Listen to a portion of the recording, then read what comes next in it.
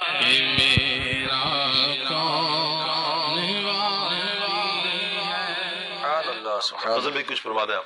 اس میں اسی آیت کریمہ کے تحت وَلَسَوْفَ يُعْطِيكَ رَبُّكَ فَتَرْضَىٰ، اور قریب تر ہے کہ آپ کا رب آپ کو اتنا دے گا کہ آپ راضی ہو جائیں. آپ راضی ہو جائیں گے. سبحان اللہ. واہ. اس کے تحت مفتی نعیم الدین مراد آبادی رحمۃ اللہ تعالی فرماتے ہیں، یہاں پر جو آپ نے نقطہ بیان کیا کہ حضور پاک صلی اللہ علیہ وآلہ وسلم کی رضا رب چاہ رہا ہے. سبحان اللہ.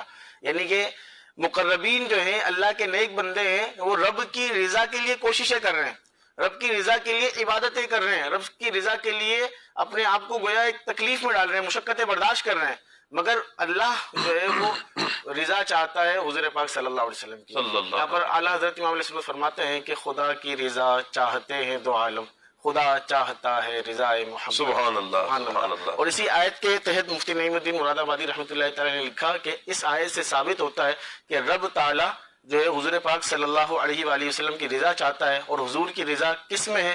حضور صلی اللہ علیہ وآلہ وسلم کی رضا اس میں ہے کہ سب گناہگار امت کے سارے گناہگار جو ہے بخشے جائیں. اس آیت سے، اس اور احادیث شفاعت سے یہ بات قطعی طور پر ثابت ہوتی ہے کہ حضور پاک صلی اللہ علیہ وسلم کی شفاعت مقبول ہے. اور حضور پاک صلی اللہ علیہ وسلم کی منشا اور مرضی کے اعتبار سے امت کے گناہگار بخشے جائیں گے. سبحان اللہ سبحان اللہ. یہاں پر استاد صاحب ایک قرآن پاک کی آیت مبارکہ نا، وَلَوْ أَنَّهُمْ إِذْ ظَلَمُوا أَنفُسَهُمْ جَاءُوكَ فَاسْتَغْفَرُوا اللَّهَ